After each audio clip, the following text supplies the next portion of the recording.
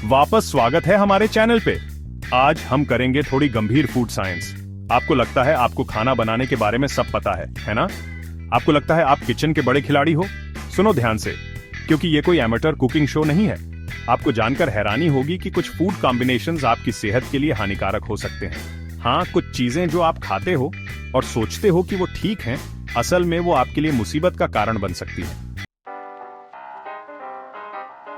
आज सबसे पहले चॉपिंग ब्लॉक पर है दूध और सिट्रस फ्रूट्स का गठबंधन। आप सोचेंगे, अरे दोनों हेल्थी हैं तो साथ में क्यों नहीं? लेकिन यकीन मानिए, ये एक कुलिनरी कैटास्ट्रोफी है। आप अपने सुबह के सीरियल के साथ ऑरेंज जूस का ग्लास देख रहे हैं, इसे यहां से हटाओ। ये रिफ्रेशिंग लग सकता है, पर यह डिस्गाइज डिजास्टर है। दूध के साथ एसिडिक फ्रूट्स जैसे ऑरेंजेस, लेमन्स और ग्रेप फ्रूट्स मिलाना इंडिजेशन सिटी का वन वे टिकट है। आपका पेट इसका शुक्रिया नहीं करेगा। इन फलों का एसिड दूध को फाड़ देता है, इसे आपके पेट में एक लंपी डिस्गस्टिंग मेस में बदल देता है। कल्पना कीजिए कि आप एक ग्लास दूध पी रहे हैं और अचानक वो कॉटेज चीज में बदल गया। और मैं आपको बता दूं, ये कोई ऐसा फ्लेवर कॉम्बिनेशन नहीं है जो आप एक्सपीरियंस करना चाहेंगे। ये आपके मुंह में गलत हो गए साइंस एक्सपेरिमेंट जैसा है। आपको ब्लोटिंग होगा, गैस होगा और आप शेफ रैमसे पर डाउट करने का पछतावा करेंगे। इसलिए अगली बार अपने दूध और सिट्रस को दूर रखें। यकीन मानिए, आपका पेट आपका शुक्रिया अदा करेगा। अगला हमारे पास एक और क्लासिक ब्लंडर है, केले और दूध। ये एक स्लगिश सिस्टम का नुस्खा है। केले और दूध दोनों ही हैवी होते हैं, खुद ही डाइजेस्ट करने में मुश्किल। इन दोनों को मिला दो और आप बेसिकली फूड कोमा मांग रहे हैं। ये ऐसा है जैसे आप अपनी पीठ पर आलू की बोरी लेकर मैराथन दौड़ रहे हैं। आपको लग सकता है कि आप अपने फ्रूट और डेयरी के साथ हेल्थी हो रहे हैं, लेकिन यकीन मानिए, आपका डाइजेस्टिव सिस्टम दया की भीख मांग रहा है। अध्याय 3। अब बात करते हैं एक ऐसे कॉम्बिनेशन की जो प्रैक्टिकली एक नेशनल डिश है, मीट और पोटैटोज। ये क्लासिक जोड़ी कई पीढ़ियों से कई घरों में स्टेपल रही है। खासकर हॉलिडेज और स्पेशल ओकेजन्स के दौरान ये कई परिवारों का गो टू मील है। मुझे गलत मत समझो, मुझे भी अच्छे स्टेक और चिप्स उतने ही पसंद हैं जितने किसी और को।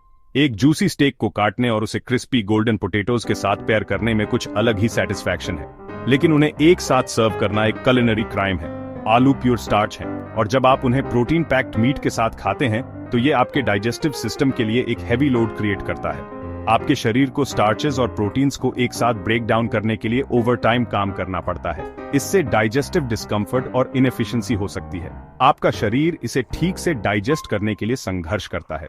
नतीजा, आपको ब्लोटिंग, गैस या पेट में क्रैम्प्स भी हो सकते हैं। इससे वेट गेन, स्लगिशनेस और कई दूसरी प्रॉब्लम्स हो सकती हैं। समय के साथ लगातार ऐसे हैवी मील्स खाने से लॉन्ग टर्म हेल्थ इश्यूज हो सकती हैं। आप खाने के बाद अच्छा महसूस करना चाहते हैं, ऐसा नहीं कि आपने एक ईंट निगल ली हो।